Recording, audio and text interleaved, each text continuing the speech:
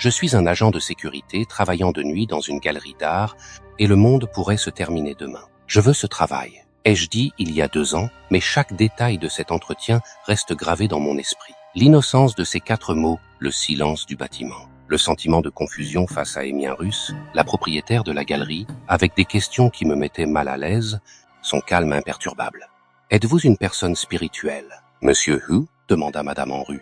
« Oui, ai-je répondu. Nous parlons d'art, n'est-ce pas? Je ne peux pas dire que je puisse offrir des aperçus philosophiques ou religieux. »« Ne vous inquiétez pas, » répondit Madame Enrusse en souriant. « Je ne cherche pas à vous mettre en difficulté d'une quelconque manière. Mes questions sont liées au tableau, mais peut-être pas comme vous vous y attendez. J'étais officier de police il y a plusieurs années, travaillant en tant qu'agent de sécurité à l'ambassade, dis-je. J'ai beaucoup de références. » La propriétaire de la galerie leva la main, souriant poliment. « J'ai vu votre CV. Je vous assure que vous n'avez pas besoin de défendre vos compétences physiques. Mais ce travail a une dimension spirituelle. »« Je sais, » dis-je en hochant la tête, croyant comprendre. J'ai travaillé de nombreuses nuits seul à l'ambassade, mais je peux gérer cela. »« Ce n'est pas ce que je voulais dire, » répondit-elle. « Savez-vous pourquoi ma galerie expose souvent les œuvres d'art de ma sœur ? » « Non. Pour honorer sa mémoire, dis-je. J'ai vu ce reportage il y a quelques années sur son admission dans l'asile local. Harper & Rose, n'est-ce pas? Je suis désolé. Cela a dû être très difficile pour votre famille. Pas aussi difficile que ce que Harper a vécu, répondit-elle. Ses œuvres racontent l'histoire de sa descente dans la maladie. Pas une maladie mentale, mais une maladie de l'âme. Elle a fait face à quelque chose et l'a capturé dans ses tableaux pour protéger l'humanité. En entendant cela, je pensais qu'Amy semblait aussi instable que sa sœur, mais je comprendrais bientôt que ce n'était pas une illusion. Chaque nuit de travail était effrayante, mais aucune nuit ne l'était autant que la première. Je n'oublierai jamais les derniers mots de Madame Enrusse en sortant.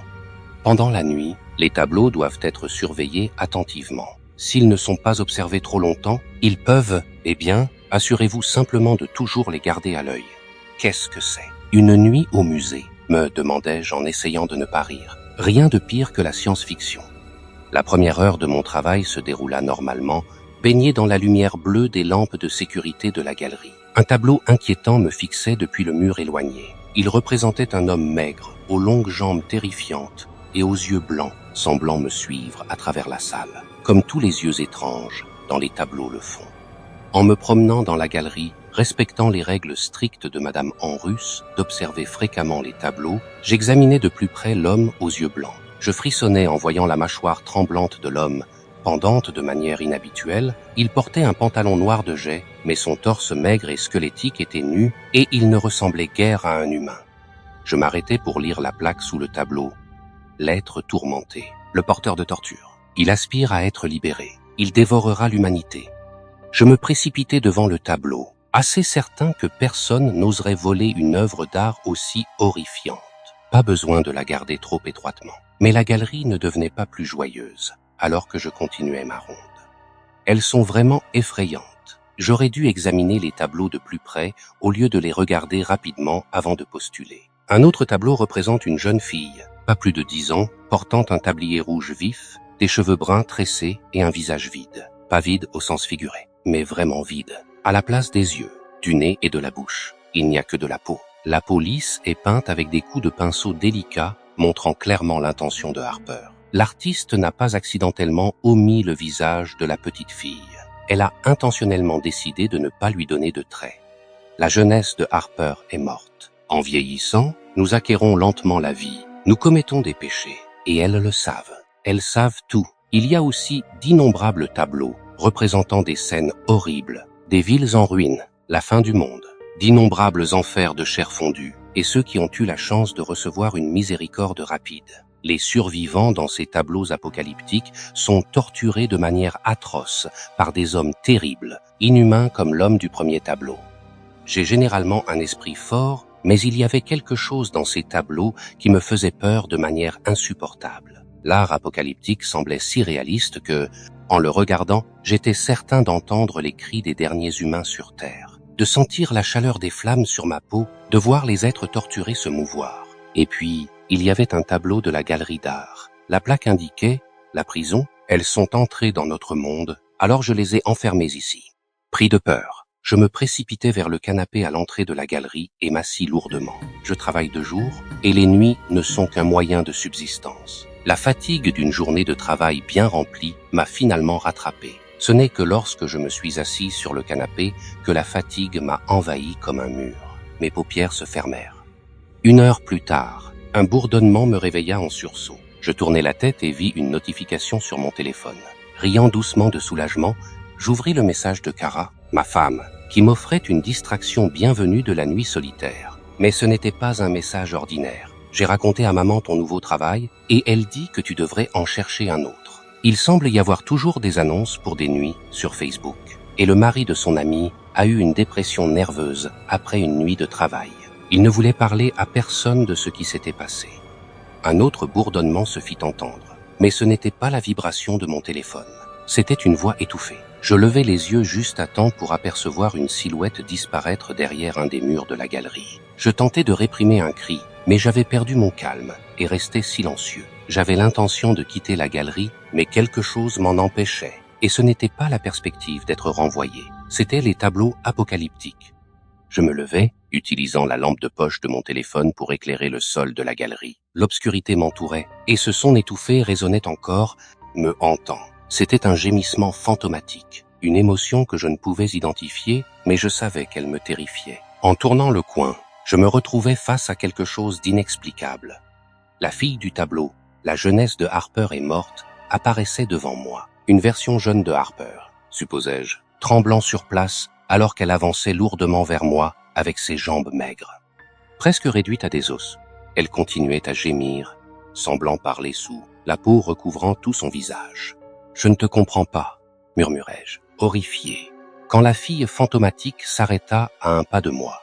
Je me penchai en avant, contrôlé par une force qui dépassait ma volonté, et ensuite, la chose la plus terrifiante se produisit. Ma joue se tourna sur le côté, permettant à mon oreille de fondre à travers la mare fantomatique sur le visage de la fille. Je criai en silence, terrifié de ne pouvoir ni bouger mon corps, ni émettre un son. Ensuite, avec mon oreille sous la peau, sur le visage centré, Horrible de Harper, j'entendis finalement les mots qu'elle répétait dans une voix étouffée, spectrale. « Pourquoi as-tu fermé les yeux ?» demanda le fantôme dans un sanglot déformé. Mon corps fut soudain jeté au sol, et la petite fille disparut dans l'obscurité. Mes yeux se fixèrent sur le mur lointain, et je vis que mes entrailles atteignaient une terreur. Plus profonde encore, il avait disparu. Le tableau de l'affligé n'était plus qu'une toile vierge. La créature effroyable s'était échappée de sa peinture. La voix invisible de Harper murmura à mon oreille, me glaçant de peur. « Trouve-le, il se cache. » Je levai les yeux vers le tableau fantomatique de la fille. Harper était revenue dans le tableau, mais elle posait différemment, son index pointant vers un tableau de la galerie d'art. Je m'écriai, terrifié de voir ce qu'elle venait de montrer. Derrière, l'une des fenêtres peintes à l'étage supérieur, vide du bâtiment, cet homme inhumain se tenait là et me regardait. Tremblant, je traversai la galerie vers les escaliers dans le coin arrière. Il menait à un étage interdit, comme l'avait bien dit Angels. Mais elle avait aussi précisé que je devais garder un œil sur les œuvres d'art et j'avais échoué dans cette tâche. Je n'avais vraiment pas d'autre choix. Tremblant, je montai les marches en bois grinçantes vers un étage encombré de tableaux non accrochés, les cadres recouverts de draps blancs. Et à l'autre bout de la pièce, seulement éclairé par la lune, filtrant à travers les vitres opaques, je vis quelque chose de vraiment effrayant. L'affligé. Il était aussi grand que le plafond, et son énorme corps penché sur une toile découverte. En m'approchant prudemment, je vis ce qui attirait cette créature terrifiante. C'était l'un des tableaux apocalyptiques de Harper, dépeignant un monde en flammes. Et l'affligé plongeait ses bras desséchés, nous, dans la peinture, comme Harper. Jeune avait pressé son oreille contre sa peau. Cependant, en m'approchant du monstre et en projetant ma lampe torche sur lui, sa chair commença à grésiller, et il poussa un cri strident. Au début, je crus que la lumière lui faisait mal, mais ensuite je réalisai que il avait conscience des yeux vigilants du gardien qui le suivait. Finalement, je compris le pouvoir de la garde. Je savais pourquoi j'étais là. « Chasse-le » murmura la voix de Harper. « Comment » criai-je. L'homme se retourna, et je hurlai en voyant ses yeux blancs. Ils étaient encore pires en réalité, et il était bien plus grand que dans le tableau. La créature fonça sur moi, entourant mon cou de ses mains squelettiques, étouffant la lumière dans mon âme. Je sombrai dans l'obscurité, et l'affligé hurla à moi, un cri ressemblant à une sirène de bateau.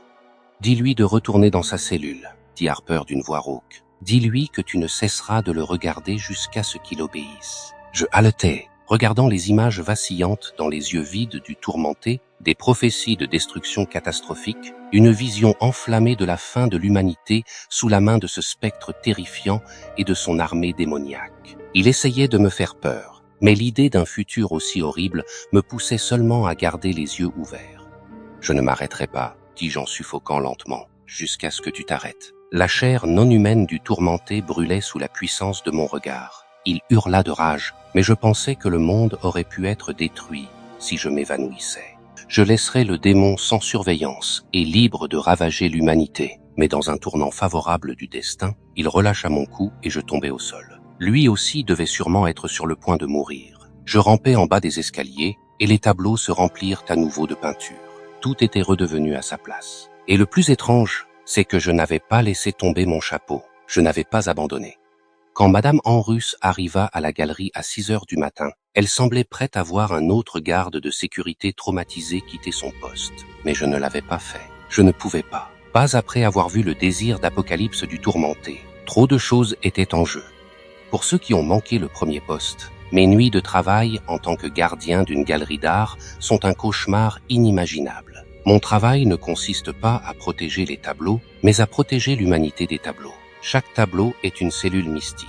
L'artiste Harper & Rose a même emprisonné une représentation effrayante de sa jeune personne dans un portrait comme une mesure de protection. Cet enfant sans visage n'est même pas la pire chose là-bas. Il y a des tableaux de la destruction de l'humanité, des enfers, des apocalypses, et puis il y a le tableau du tourmenté, un homme inhumain aussi grand qu'un arbre, avec des yeux blancs terrifiants et une mâchoire pendante. Lui et ses sbires déformés sont emprisonnés dans les expositions de la galerie et cherchent la liberté.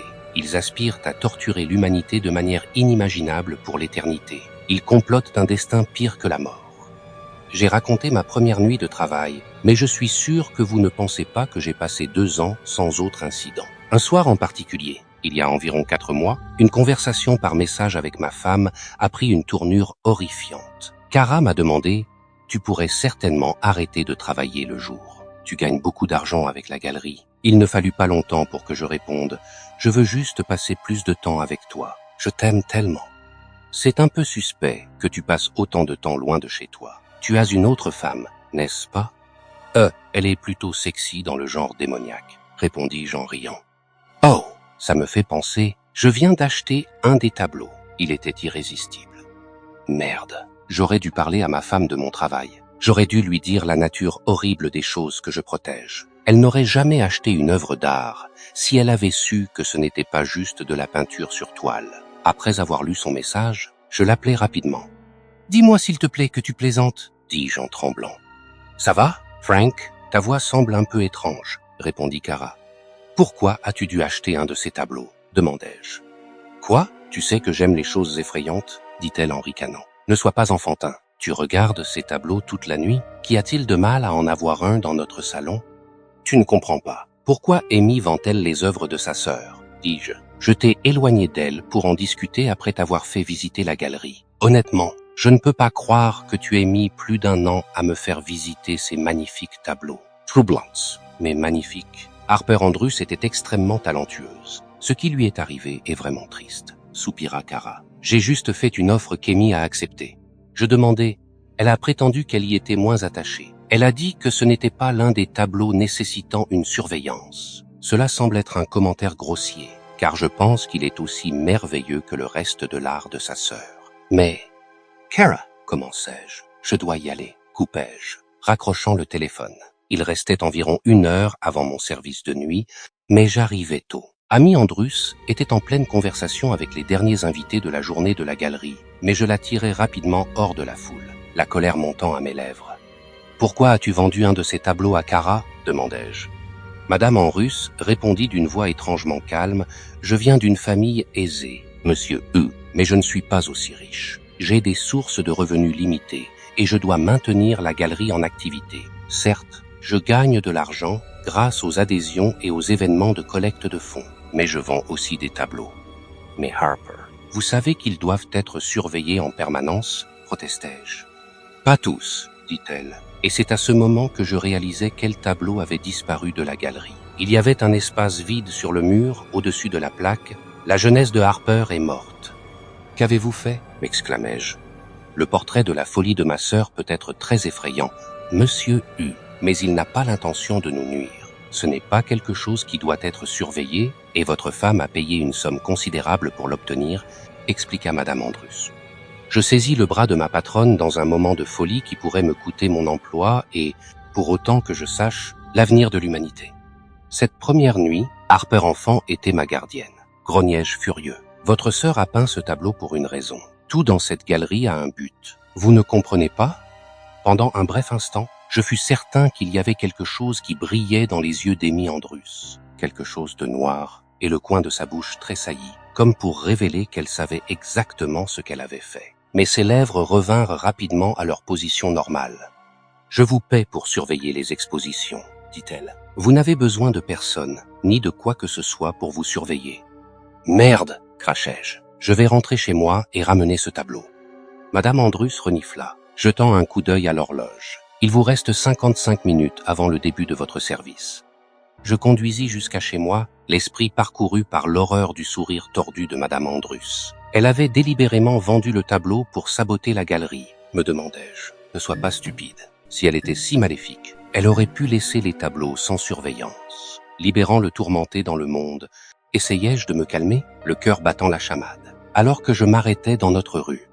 Après avoir rapidement garé la voiture, je ne pris même pas la peine de fermer la porte derrière moi. Je courus dans notre maison plongée dans l'obscurité et commençai à crier de toutes mes forces. « Kara, où es-tu » criai-je. « Dans le salon » répondit-elle en criant aussi. « Pourquoi crions-nous » Je me précipitai dans la pièce et sentis ma poitrine se relâcher légèrement. Il n'y avait aucun signe de destruction, juste ma femme assise sur le canapé dans une pièce bien éclairée. Le tableau « La jeunesse de Harper est morte » était accroché au mur, mais la forme fantomatique de la fille était toujours sur la toile. « Merci mon Dieu » soupirai-je de soulagement. « Quel est ton problème avec cette fille effrayante » demanda Kara en riant. « Tu dois le récupérer. Kara, je vais m'assurer qu'Amy nous rembourse. » Ma femme se leva et s'approcha du tableau, caressant le visage centré de Harper. Je frissonnais de peur, attendant que le fantôme jaillisse du cadre.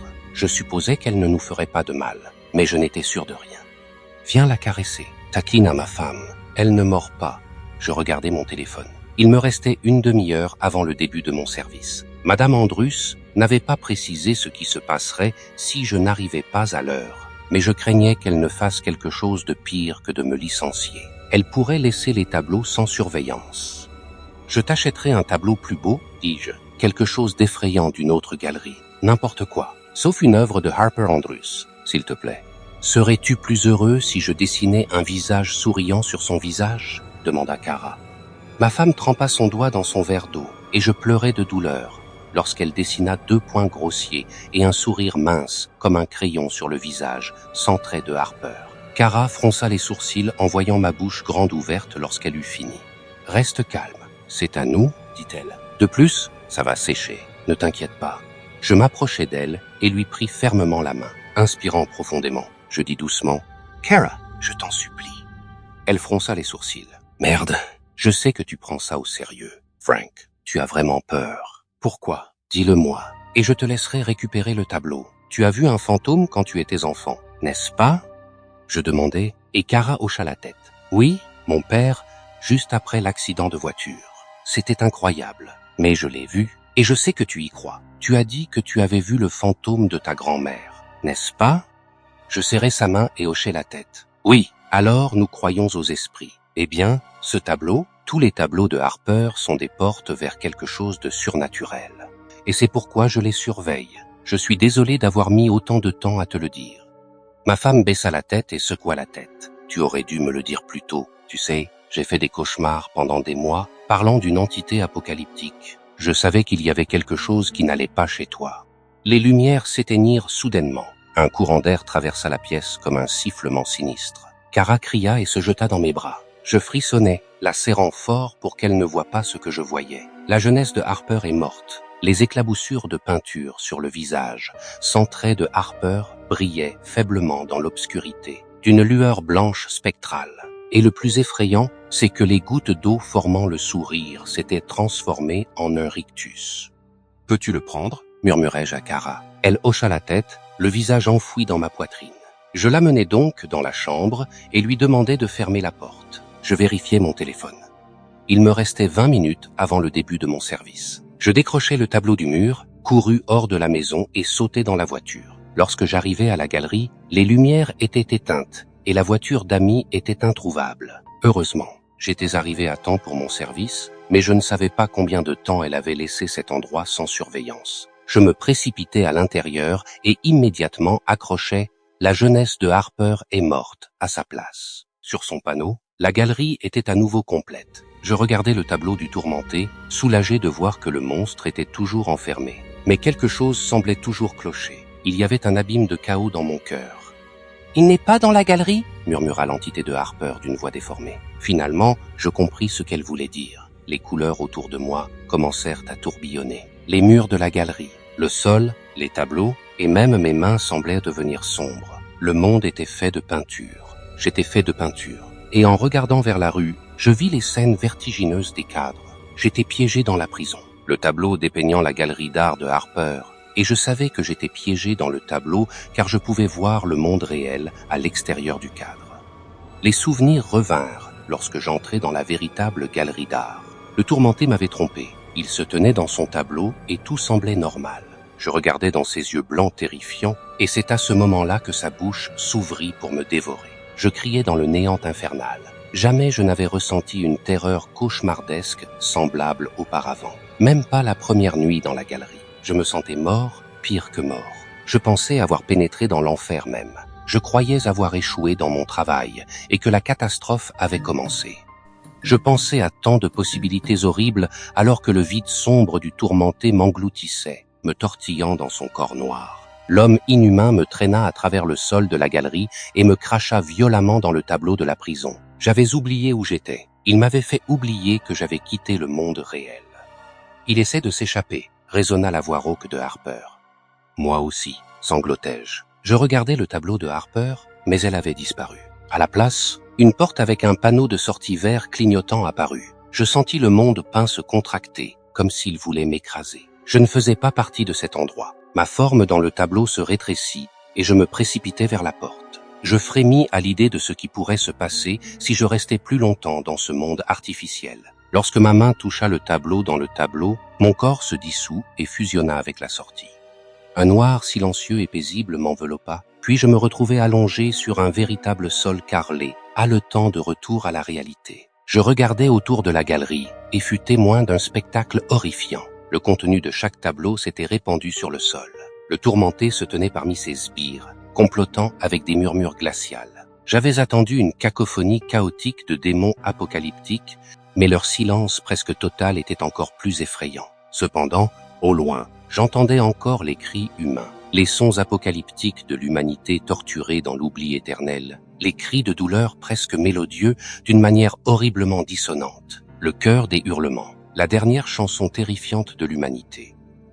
Soudainement, dans une étrange synchronisation, les sbires du tourmenté, des versions plus petites de lui, mais tout aussi effrayantes, tournèrent la tête pour me faire face, comme si les os fragiles de leur cou s'étaient figés. Je hurlais en voyant leurs visages inversés, pendus à leur dos nu. Leurs yeux blancs et leurs bouches béantes me fixaient depuis le centre de la pièce. Ils respiraient bruyamment, tandis que leur peau crépitait sous le poids de mon regard.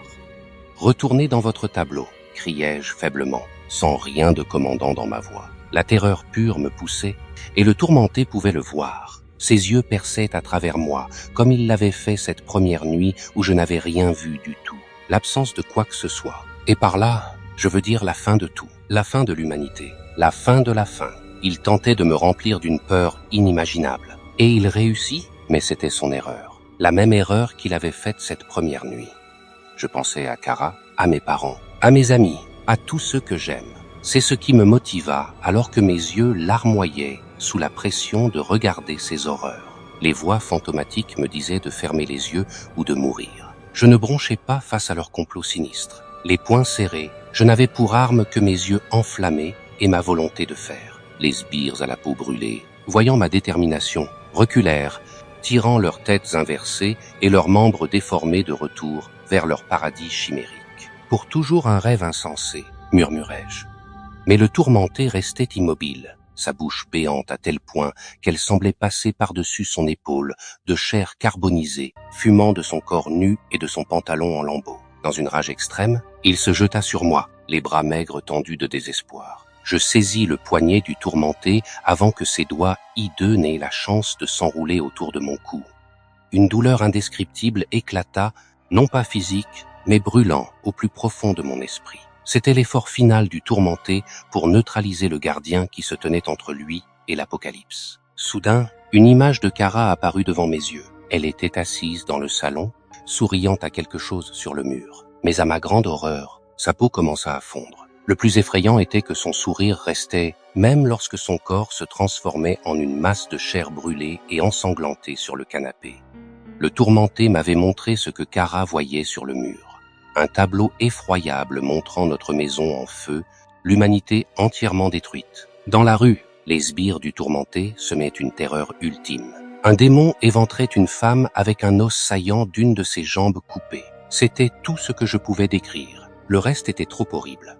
Mais je réalisais alors que ce n'était pas réel. Juste une autre tromperie du tourmenté. Kara ne sourirait jamais devant une scène aussi horrible. Mes yeux semblaient sur le point d'exploser sous la pression de cette illusion terrifiante. Mais le tourmenté ne pouvait pas supporter mon regard perçant. Il se tordit pour échapper à ma prise, reculant douloureusement dans son cadre, et alors qu'il disparaissait, les cris de la chorale cessèrent également. La pièce retrouva son calme et son silence. Je restai immobile pour le reste de mon service. Les yeux fixés sur les tableaux devant moi, un mot, un mouvement. Avant de quitter le bâtiment, je jetai un dernier coup d'œil à la prison, le tableau qui m'avait emprisonné. La peur étreignait toujours mon cœur, et 4 mois plus tard, elle ne m'avait toujours pas quitté. Je ne pouvais oublier la sensation d'être piégé dans ce cadre. Comment pouvais-je être sûr que j'étais dans le monde réel? Et si l'apocalypse s'était déjà produite? Était-ce possible que je vive dans un tableau en ce moment même? Oui, encore une autre histoire d'horreur de la galerie d'art, une autre fois où j'ai échappé de justesse à la mort. Juste une partie du travail, n'est-ce pas? Depuis cette nuit fatidique, tout a changé. Chaque jour qui passe est plus lourd que le précédent. L'obsession de l'apocalypse jette une ombre sur ma vie. J'ai tout expliqué à Kara, et elle comprend pourquoi je ne peux pas abandonner ce travail. La nuit tombe, mais l'obscurité n'a pas encore englouti tous les mystères. Le voyage de découverte de ces histoires sans sommeil s'achève, mais ce n'est que le début des expériences plus effrayantes encore. Êtes-vous prêt à plonger dans le monde mystique où les choses mystérieuses se cachent et attendent d'être découvertes? Cliquez sur le bouton d'abonnement pour devenir un explorateur courageux avec nous. Activez les notifications pour ne manquer aucun moment palpitant. N'oubliez pas de partager vos impressions dans les commentaires ci-dessous et de répandre la passion de l'exploration du monde mystérieux avec vos amis. Merci à ceux qui nous ont accompagnés tout au long de ce voyage. Nous promettons de vous apporter encore plus d'histoires captivantes et terrifiantes, des histoires qui vous feront questionner votre propre existence et le monde qui vous entoure. Au revoir, et souvenez-vous toujours que chaque histoire sans sommeil est une porte vers le monde mystérieux, et vous êtes la clé pour ouvrir cette porte.